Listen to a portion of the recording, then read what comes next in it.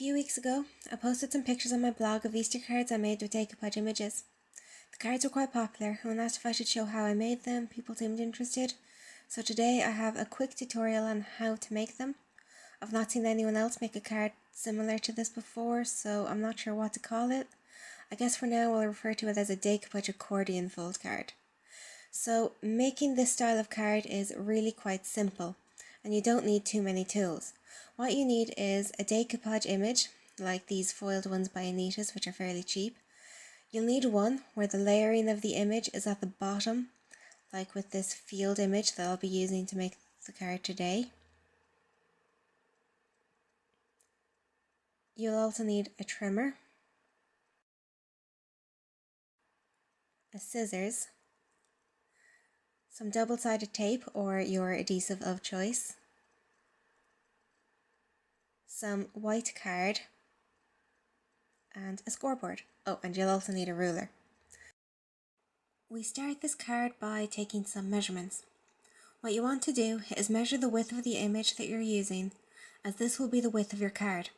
In my case, the first layer of the image has a border which I don't want to include in my width, so I will measure the width of the second layer image. Next, you will need to measure the height of the layers you are using. Measuring the rectangle image is easy. When it comes to measuring the other layers, measure from the shortest point in the layer. With these layers, the measurements don't need to be too accurate. For example, one of my measurements was 1 5/8 of an inch. In this case, I just noted the measurement as 1 1/2. As long as the measurements you're working with is the same or less than the height of the shortest point of the image, you should be okay. Next, we need to cut the card for the base. Cut 2 strips of card to the width of your decoupage image. In my case, this is 2 5/8 of an inch. Lay the first strip of card down on your scoreboard. Your first score line will be at whatever the height of your first layer image is. For me, this was 3 3/4 of an inch. You want to fold the card at the score line, and with it folded, line it back up on your scoreboard so that your first fold is at 0.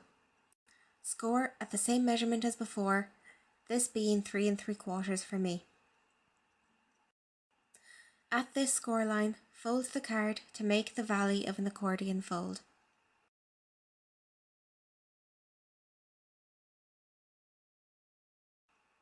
Now put the card back on your scoreboard with the second score line as your starting point.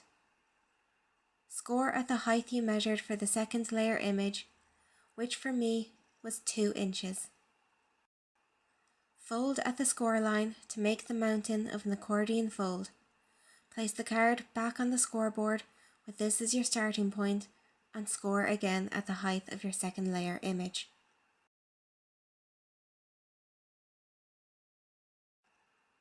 At this point, you will likely need to attach the second strip of white card in order to keep making more folds. With the second strip of card attached, we can continue making the card base. Lining your last score line up at the start of the board, score at the height you measured for the third layer, fold, and repeat this step.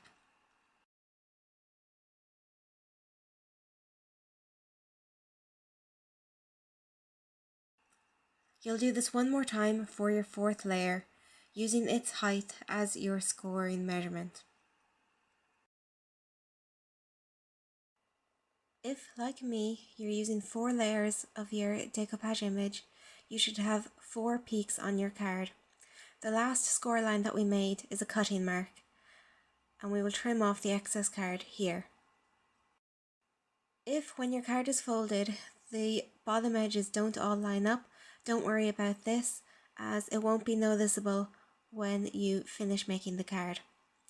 Before adding the images, it's a good idea to burnish the fold of the card so that when we're finished, it'll all stand up properly.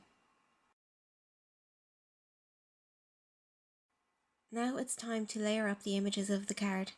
To do this, pop them out of the sheet and add the sticky backing to either the backs of the images or onto the card base itself. For layering the images, we start with the bottom layer which goes at the back. Stick it down, making sure that you don't overlap the fold. For the second layer, remove the backing of the tape and hover it over the previous image, making sure it's lined up. When you're happy that it is, just stick it down. If you're unsure about getting things lined up correctly, try using a glue stick rather than tape, as a wet glue will give you some wiggle room to adjust your positioning. Do the same thing for the rest of the layers, making sure that each one lines up with the one below it, so that when the card is flat, it looks like one image. And that's pretty much it for making one of these styles of cards. As I said, they're pretty simple. You can leave it as it is, as I have done here, or you can add a tag to it, add phrasing, stamping on the inside, whatever you want really. The nice thing about these cards is they're fairly small. They make great little notes or as tags, but they also fold flat, so you can put them in an envelope. If you were worried about it being a bit too thick and opening up in the envelope, you could always tie it shut with a ribbon or a paper clip or something like that. But really, it's up to you what you do with this kind of card. I think it's a great card to be able to make, and great use of decoupage sheets in just a slightly different way. So I hope you found my tutorial useful and enjoyed it. And that's all.